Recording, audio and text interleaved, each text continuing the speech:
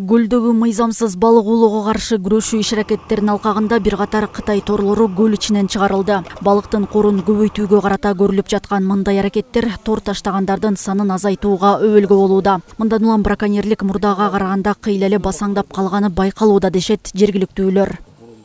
Вот в этом году меньше.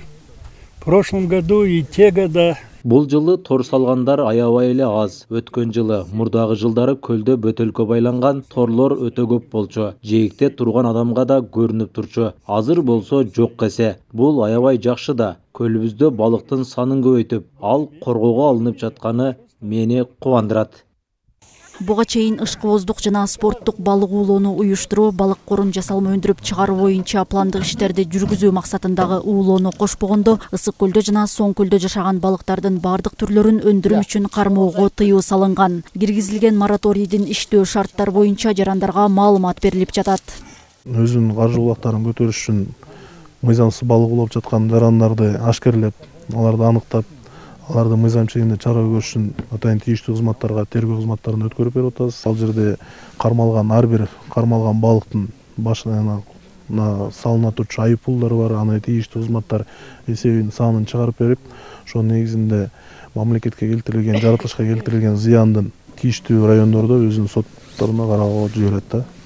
Дубандагы балык чарбалар тарабынан жыл сайын миллиондогон тукум берүүчү балыктын чабактары ысык көлгө кое берилет. Буга чейин алардын корун көбөйтүү мыйзамсыз балык уулоонун айынан мүмкүн болбой келген. Ал эми азыркы тапта балыктын урук чачуу мезгили. Бул убакта тор салгандар да көп кездешет. Аларга толугу менен бөгөт коюуда зарыл болгон техникалардын аздыгы жана эскилиги өз кедергисин тийгизүүдө. Браконьерство менен күрөш кылабыз. Кармасак штраф протокол жазабыз.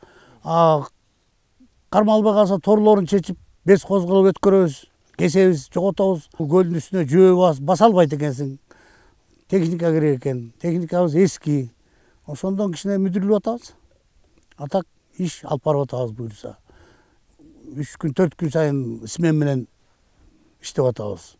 Быйыл балыктарга кол салган браконьерлерге бөгөт коюу иштери облус боюнча тыкыр көзөмөлгө алынууда. Өткөн жылы көлдүн ичинен 1.111.500 метр балык уулоочу тор чыгарылса, быйыл 10 ай аралыгында 81 даана тор жыйналды. Мындан тышкары өзгөчө кырдаалдар министрлигинин суучулдары менен биргеликте быйыл 143.700 километр синтетикалык торлор чыгарылып, көл ичи 22 тоннадан ашык ар кандай таштандыдан тазаланды.